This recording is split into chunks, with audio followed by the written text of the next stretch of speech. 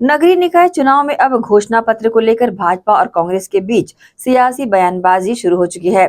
एक तरफ प्रदेश कांग्रेस अध्यक्ष दीपक बैज ने भाजपा के घोषणा पत्र को झूठ का पुलिंदा करार दिया है, वहीं दूसरी ओर उप मुख्यमंत्री अरुण साव ने कांग्रेस घोषणा पत्र के जारी होने से पहले ही तंज कस दिया कि ये धूल झोंकने वाला होगा।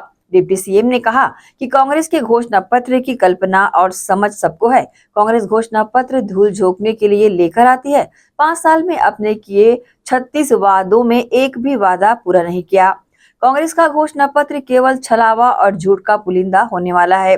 इसके साथ ही अरुण साव ने ये कहा कि कांग्रेस का कभी विकास का विजन था ही नहीं। कांग्रेस का विकास तरक्की जनहित से कोई नाता नहीं रहा है। देखिए, कांग्रेस के घोषणा पत्र के बारे में सबको कल्पना है, सबको अंदाज है, सबको समझ है कि ये घोषणा पत्र केवल और केवल जनता की आंखों में धूल झोंकने के लिए लेकर आते हैं। 5 साल सरकार में रहे, अपने घोषणा पत्र के 36 वादों में से एक भी वादा पूरा नहीं किया। कांग्रेस का घोषणा पत्र केवल छलावा, झूठ का पुलिंदा ही होने वाला है, ये सभी को पता है। और हमने जो कल अटल विश्वास पत्र घोषित किया है, जैसे हमने मोदी की एक एक गारंटी पूरा की है।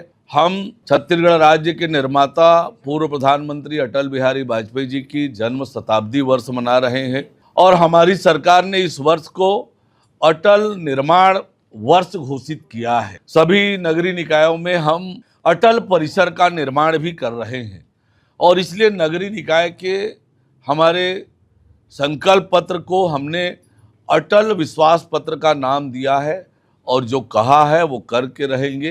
ये भारतीय जनता पार्टी हमेशा करते आई है, कहते आई है कि जो कहते हैं वो करते हैं और करके दिखाते भी हैं। तिथि भी बताई थी और उस तिथि को भी किया, चाहे प्रधानमंत्री आवास का मामला हो, 2 साल का पुराना बोनस का मामला हो, सारे मोदी की गारंटी हमने पूरा किया है। अटल विश्वास पत्र भी पूरा करेंगे, शहरों को स्वच्छ, सुंदर और विकसित बनाएंगे।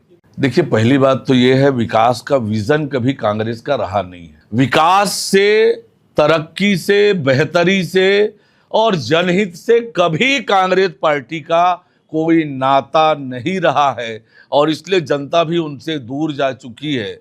नकल करके कुछ उसी में से करके जनता की आंखों में धूल झोंकने की तैयारी वो करेंगे, पर जनता तैयार है उनके झूठ को नकारने के लिए, अटल विश्वास पत्र पर भरोसा करके भारतीय जनता पार्टी को आशीर्वाद देने के लिए। भारतीय जनता पार्टी अनुशासन के नाम से जानी जाती है, अनुशासित पार्टी है। हमारे कार्यकर्ता भी अनुशासित रहने के आदी है, पर कुछ स्थानों पर जो परिस्थितियां बनी थी, उन परिस्थितियों में पार्टी के निर्णय के विपरीत जो गए हैं, निश्चित रूप से कार्यवाही होगी और जो भी पार्टी के खिलाफ जाएगा, अनुशासन तोड़ेगा, भारतीय जनता पार्टी निश्चित रूप से उसे संज्ञान में लेगी और कार्यवाही करेगी। देखिए, लगातार जिस प्रकार से सुरक्षा बल के जवान नक्सली उन्मूलन के लिए काम कर रहे हैं, तो हताशा, निराशा में इस प्रकार की वो कायराना हरकत करते हैं, लेकिन इसकी कीमत उन्हें चुकानी पड़ेगी।